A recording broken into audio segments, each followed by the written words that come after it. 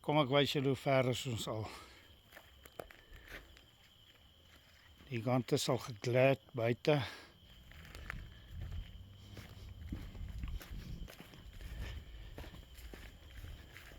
Ja, die stoep is.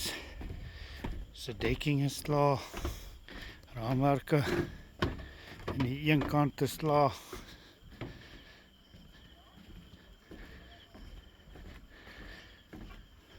So 3 kante is al geglad buite. Hierdie kant het ons begin 'n sink sit op die stoep. Binne het ons al begin 'n gladding sit.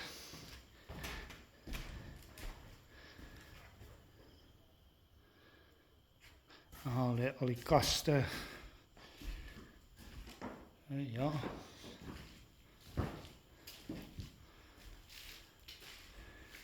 Er is nog net een kant buite wat moet geklad word. Dan is die buitekant te klaar. Anders alles net in die binnekant.